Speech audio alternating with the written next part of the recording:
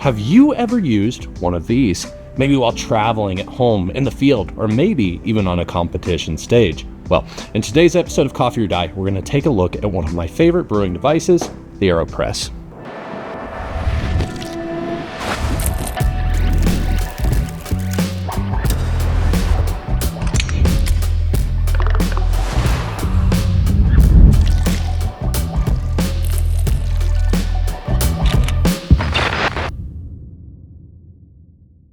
The Aeropress, one of the youngest classics in coffee brewing, which was invented in 2005 by Adler. That's right, the same Adler who invented the Aerobi flying ring. The Aeropress came out of Alan's desire to quickly make small single cups of coffee during a time when batch brewing was still considered the norm. He continuously tried doing this with automated homebrewers, and nothing seemed to produce single cups that met his individual preference. The invention of this brewing device marks the start of when the coffee industry really started considering single cup brewing to be the new standard. Think about this, 2005 was also the same year that Hario released the V60. It's no surprise that today, both the V60 and Aeropress are considered classics in coffee brewing. So how does this work? Well, the parts are pretty simple. We've got a plunger, a brewing chamber, and a filter cap. We simply place a filter in the filter cap, add coffee and water to the chamber, wait a few minutes, and then plunge. Now, the recipe I'm going to show you today is using one of the two methods used to brew the Aeropress. I used what's called the inverted method, which is when I place the plunger into the chamber, have the chamber facing up, add water and coffee to the Aeropress, place the lid on top, flip, and then plunge. Sounds complicated, but I'll show you exactly what I'm talking about.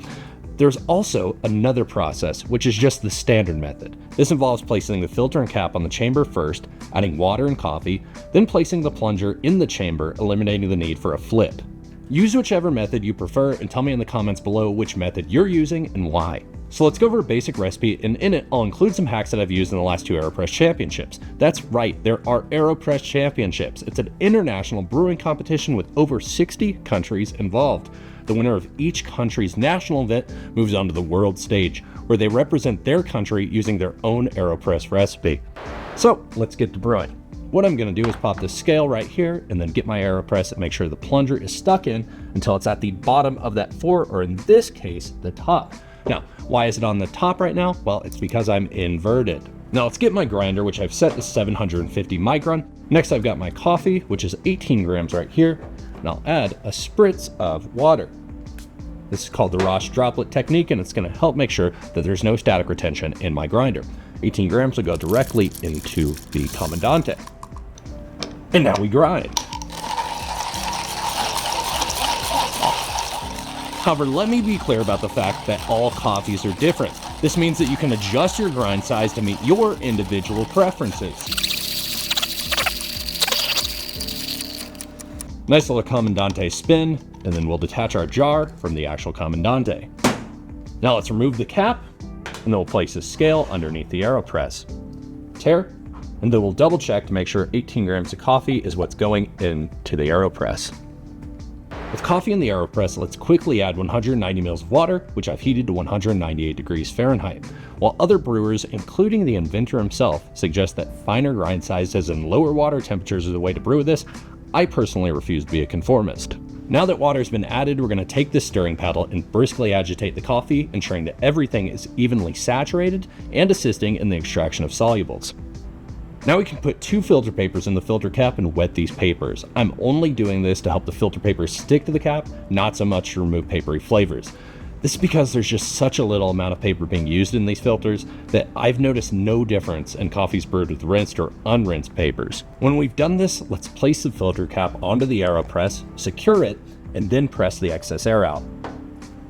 You'll notice all the air has been pressed out when you see a little flash of coffee in the filter cap holes. From the time we start our pour to the time we press, we're going to wait about 2 minutes.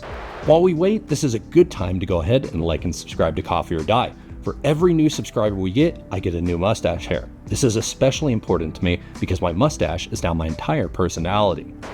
After 2 minutes has elapsed, we'll go ahead and take the Aeropress and put it on top of this carafe. We'll do a small swirl to make sure no coffee is stuck on our plunger. Now we'll do a slow and even press, which should last about 30 seconds. Lasting 30 seconds is a really long time. So you can be proud of yourself and don't let anyone tell you that it's not enough. Now, I'll pull up slightly on my plunger, which will help any coffee trapped inside the puck from dripping out. Then we can finally taste our coffee. With our Aeropress removed, let's pour the coffee and taste it. Now this part's pretty important. What I want you to do is identify if your coffee is a little too strong or if it's just right. If it's a little too intense for you, what I want you to do is grab your kettle and add a little bit of water directly to the brewed coffee. This is called bypass, and we typically do it when we're making concentrates, or in this instance, to dial the volume down of our coffee just a little bit. Fantastic. What we've got is a really nice small cup of coffee that tastes great. Keep in mind, the Aeropress is one of the most versatile brewing tools, and this recipe really only scratches the surface of what's possible with it. For now, I want to say thank you so much for stopping by, and I will catch you on the next episode of Coffee or Die.